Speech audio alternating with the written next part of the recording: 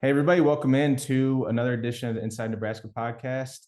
My name is Zack Carpenter, publisher of Inside Nebraska, and that is Steve Marik, staff writer at Inside Nebraska. And we have an actual football game to break down here today. I mean, from Saturday's 38-17 win over North Dakota. Probably, I don't think either one of us anticipated breaking down a close game against an FCS team, Steve. But like I said in my game column, Nebraska was tied at halftime with an FCS team, and they were tied with an FCS team with up until 2.5 minutes remaining in the third quarter. And it's like, I don't mean any disrespect to North Dakota, but without context, that is the fact. And you're a Big Ten team. You're not supposed to be that close, in that close of a game with an FCS team. And even if they just had the Ireland trip, like body clocks are off and just everything on top of it. So that's the bottom line, is they were in a battle with an FCS team and pulled away at the end. But what's like your one or two most prevalent thoughts? What were your one or two biggest takeaways coming out of Saturday's game? Yeah, so going into the game, I kind of wrote this on the website. It was a lose-lose in my opinion for Nebraska, just this game in general, non-conference games in general. If you're playing North Dakota FCS program, no matter how solid that program is, the state that Nebraska football is in right now, they could have beaten North Dakota by 60 points and none of it would have mattered. Unfortunately, that's just how people roll right now. The temperature would still be hot under Scott Frost's seat. If he would have got out of there with a comfortable 60-point win and got the second and third teamers into the game, and everything would have been great, but not to the fan base. So obviously that didn't happen. But you're right. You're going into halftime tied at 7 with an FCS program in the 5th year of Scott Frost's tenure. It's an extremely bad look, in my opinion. It's not supposed to look like this deep into his tenure, and it is, unfortunately. And there's some hard truths going on right now, and it's not a great thing in Husker land right now. It's just not a good vibe. And you have a Georgia Southern team coming in here that took care of business against their FCS program, Morgan State, pretty well, 59-7. I think Georgia State won. So yeah, that was one thing going in with me with North Dakota, is no matter how badly they beat North Dakota, none of it would have mattered. But they didn't beat North Dakota badly. North Dakota hung tough. It was 24-17 at the end of the third quarter. It's not what you want to see from Nebraska. But the other thing, if we do want to talk about positives, it's Anthony Grant. Anthony Grant is an absolute stud. I love watching that guy. He makes a lot of his rushing yards by himself because the offensive line at Nebraska is having so many difficulties right now, blocking pass rush, and blocking run blocking. So yeah, I mean, Anthony Grant is kind of the big takeaway that I got coming out of the game after it, because he's RB1 right now. I think he's got that job. It's solely his, and boy, he's fun to watch.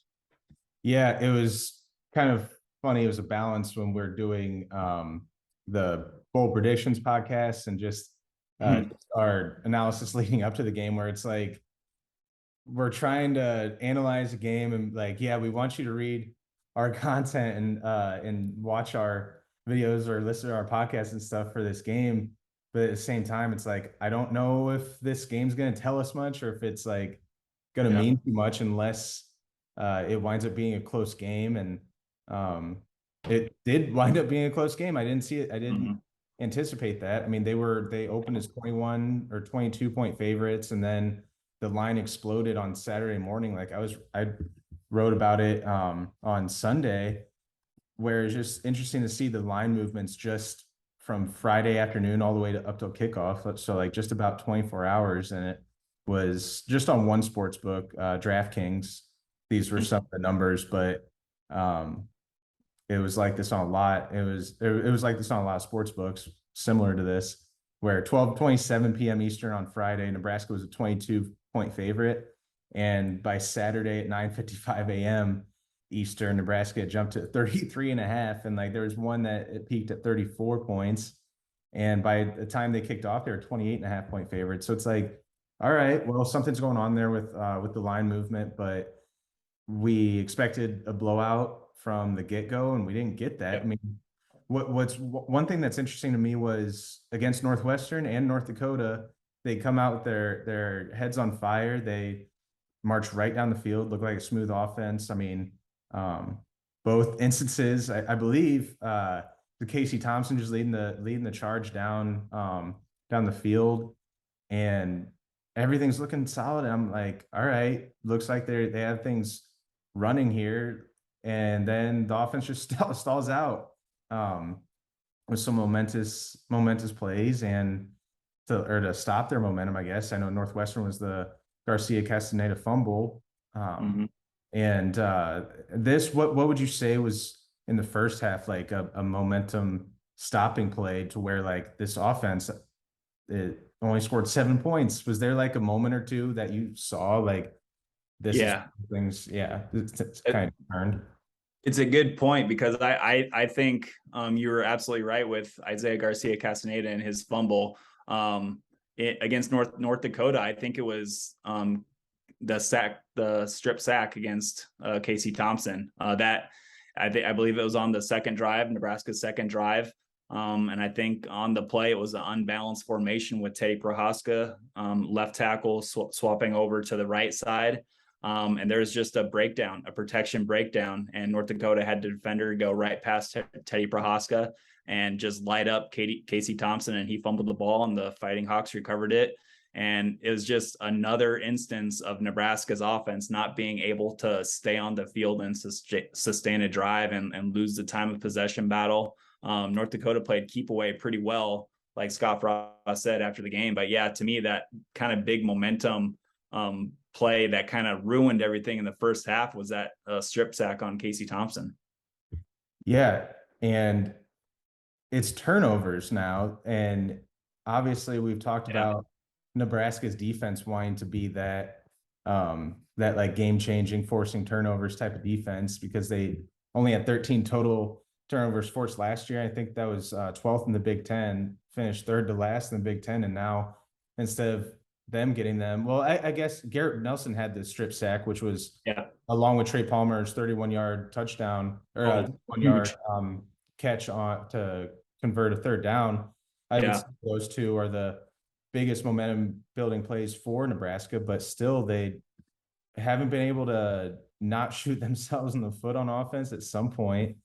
And you just see it, you saw the offense as a whole stall out. I mean, looking at the numbers was staggering in the first half compared to the second half, and North Dakota was beating them in pretty much every major statistical category: total yards, passing, rushing yards, total plays, and time of possession was just like, holy shit, how? Like 20 minutes, 30 seconds to 9 minutes, 22 seconds.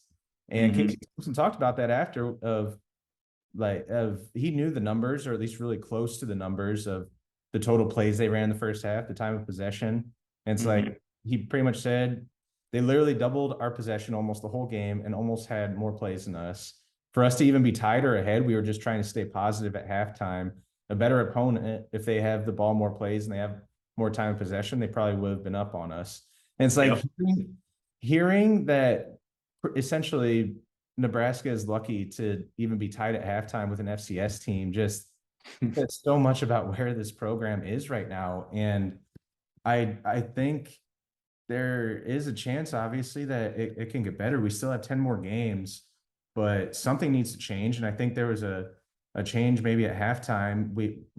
I think we're in agreement that it appeared that Scott Frost was calling plays in the second half, but we can't say that with certainty because we don't know yet. But it appeared as if he did, if he sort of took the reins back of the offense. And I kind of wanted to, I think we're also in a bit of agreement, maybe we're not, about the fact that this is a make or break season for Scott Frost, and he knows what's at stake. Everybody knows what's at stake, that if they don't win enough games, that he won't be the coach of Nebraska anymore. And it's like, all right, if your fate is on the line, maybe you want to have control of it. You want to say, if I'm going to go down, I'm going to go down on my own terms. I know it's a thing that we keep talking about, but what did you think? What did you make of his comments after the game of like he didn't want to answer who was calling the plays? Like he hasn't been wanting to reveal that all offseason. It um doesn't sound like we're gonna get that answer anytime soon. Like he's gonna reveal that, but he did say the more we have a lot of talented coaching, a lot of talented coaches on this staff, and the more we cooperate, the better we'll be. What sort of, I guess, did you take away from those comments and just his general demeanor afterward? Yeah, I mean, he was regular old Scott Frost after the game. Like he's known for not saying, he's notorious for not saying anything. Like he would never ever in a million years answer the question of who's actually calling the plays, but that's just who he is. What's funny, I knew that. Like I knew that when Yeah. I asked the question, I'm like, I know he's not going to answer, but I still think it's. But he still gave you something, a little something after he said no, which was, I thought, kind of cool that he actually said something. I what I've respected though about Scott Frost and is like his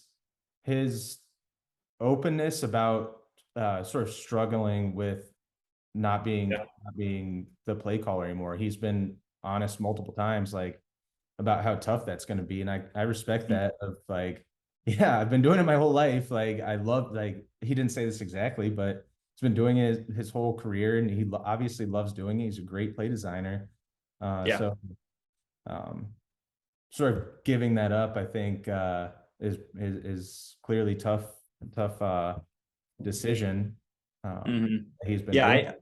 I thought he was very kind of just like you said this offseason. He's extremely open about his opinion on not calling plays, and I guess I didn't expect that from him. But yeah, to your point, things just look different in the second half, especially with the run game. And when Anthony Grant had things rolling, AJ Allen, the true freshman from Louisiana, had things rolling. I mean, it was easy to see why they stuck with what they stuck with the run game. So yeah, I think potentially they found something in Anthony Grant and that run game. But obviously tougher defenses than North Dakota's defensive front await. And so it's just going to be on this offensive line to kind of prove us all wrong, all of the naysayers wrong, to see if they could finally get some push and really, I guess, help out Anthony Grant, because like I said before, he's been doing a lot of this stuff on his own with his own two legs. So I'm just kind of anxious to see how this offense is going to continue to roll, and if the rushing offense that we saw in the second half on Saturday continues, maybe in the first half against Georgia Southern. But then you get into, well, you're taking the ball away from Casey Thompson, and he's looked good in first halves and all of that stuff. So it's just gonna be really interesting. Yeah, it's funny. I was calling like Anthony Grant's the savior of Nebraska football today. He was breaking so many tackles, and then you see the videos that you put out there and the team Twitter account put out there of him just sticking his foot in the ground and planting and cutting back. And it's like, yeah, right, 2 weeks into fall camp, we had reported that he was emerging as the best candidate for the RB1, and then we saw that sort of simmer down. But now it's picked up, and now we see, okay, this is why he was emerging, and it looks like he has that solidified. I know Scott Frost would joke about like, all right, we're not making room up in the Memorial Stadium rafters for his jersey, but his performance over the first two games, first Nebraska running back to have 100 yards or more rushing. Let me find the exact stat. First Husker to have two straight 100-yard rushing games since 2018, and the first to have at least 100 yards rushing in each of his first two games since Taylor Martinez had 100 plus in 2010.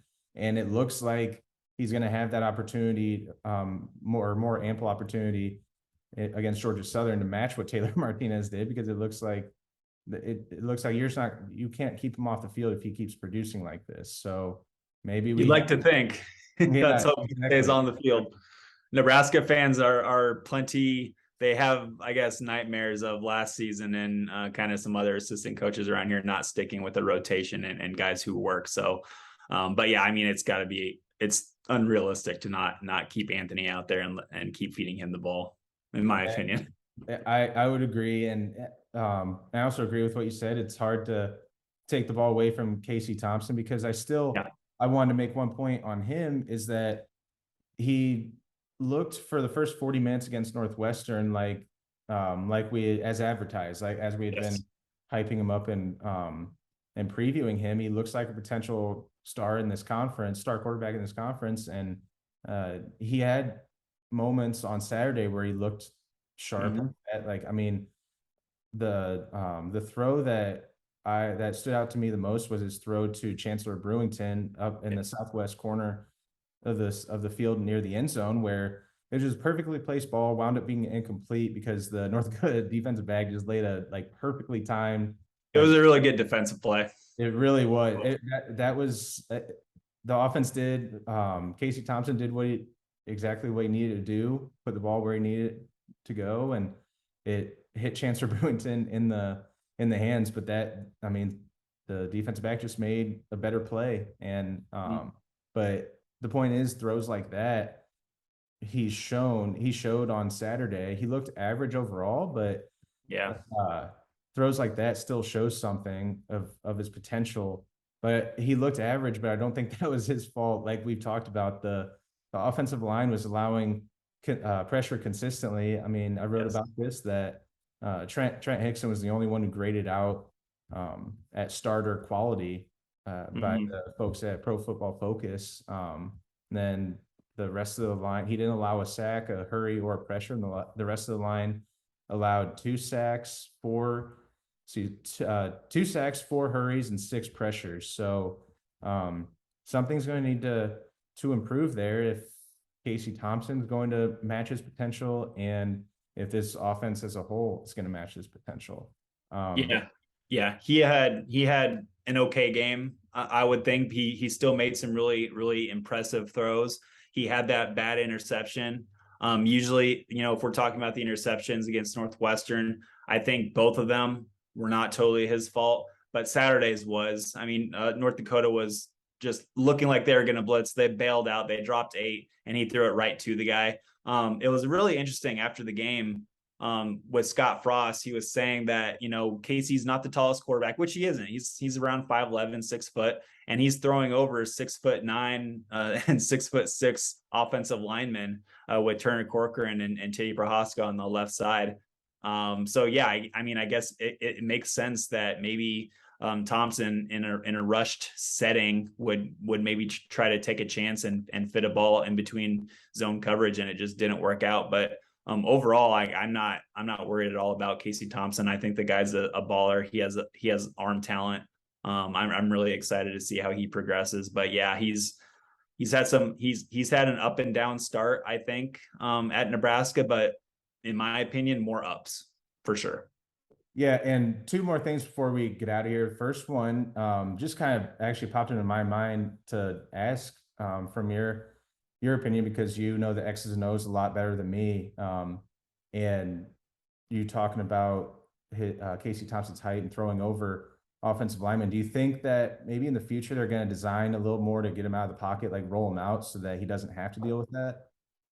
Absolutely. And we've seen that, maybe not on purpose. Remember the Northwestern game where he had that errant snap where he kind of deflected it with his left hand, and then just kind of took it out. It's like, okay, I'm on a rollout now, I guess. And then he just fired completion to Travis Vokalek. Yes, I absolutely think that we could see him moving around more in the pocket. I don't think, I guess I shouldn't say that.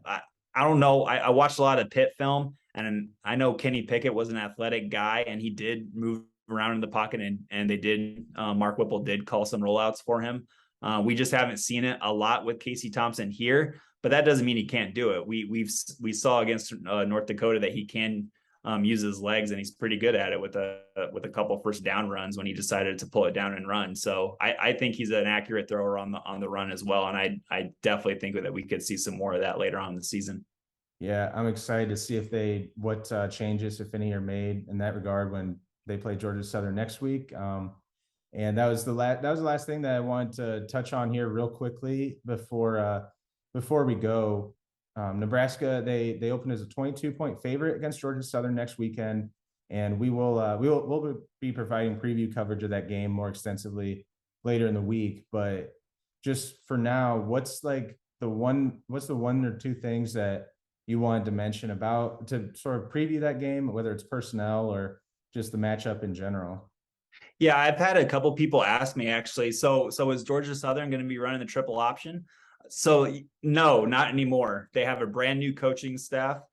Previous Georgia Southern teams would have. They did a lot of shotgun based triple option type stuff, a lot of motioning into the backfield, just like Scott Frost did a lot of last year. But no, it's Clay Helton, the former USC coach. He's over there at Georgia Southern right now, and he brought over Brian Ellis, who's the former co-offensive coordinator at Western Kentucky. And if anybody knows anything about Western Kentucky, they like to throw the ball, especially with Bailey Zappi, who's with the New England Patriots right now. At least I think he's still there. But yeah, I mean, they were a complete air raid offense, 5 to 4 wide receivers every single play. Didn't care about running it much. Now, I think Brian Ellis is his own coach, and he's going to call the offense how he wants to call the offense and not act like he's at Western Kentucky. But Georgia Southern is going to be playing with a up-tempo spread shotgun, 4-5 wide receivers every play. And, it's not going to be a triple option offense that Nebraska is going to be seeing. One interesting tidbit, Kyle Van Treese, who was a former Buffalo quarterback who actually played Nebraska in Memorial Stadium last season. I believe they lost 28-3 that game. Kyle Van Treese is now starting at Georgia Southern and is the kind of veteran six-year senior quarterback, kind of operating the new spread offense over there. And I have it written down here. He threw for 367 yards and 4 touchdowns against Morgan State, an FCS program, on Saturday. So they had a heck of a good start. Georgia Southern did, and they're going to be coming here 1-0, and they're going to see what North Dakota did to Nebraska, and they're not going to be afraid of the Huskers. They're going to want to throw it around the yard, and the passing defense at Nebraska, Marquise Buford Jr., Miles Farmer, Quentin Newsome, Tommy Hill, those guys are going to get a workout, as will the middle linebackers. It'll be interesting to see how Luke Reimer does in his pass defense, along with Ernie Hausman too. I know Ernie's kind of had a tough start to his true freshman year, but he's a young guy. He has a great future ahead of him, I think. But the college passing game, I think, is a little quick for him right now. Yeah, it'll be interesting to see. Maybe we get a shootout next weekend. Who knows? Air raid offense versus Nebraska offense that maybe we see more in the run game going forward with how well they did in the second half, with Anthony Grant leading the way. But like I said, we'll have more preview coverage of Georgia Southern, more stories on Nebraska's win over North Dakota as we have more media availability this week. Today, Monday, we're going to meet with Scott Frost and 5 to 7 players at Memorial Stadium, and then we'll be talking, I believe, to Eric Chenander and Mark Whipple later in the week, and Scott Frost again on Thursday. So we'll have plenty more coming to preview Georgia Southern and just talk about where this program is at in general, as they try to as they continue an effort to turn things around here. So we'll see you guys back here again. Again, I'm Zack Carpenter. That's Steve Marik. And we'll be back again very shortly.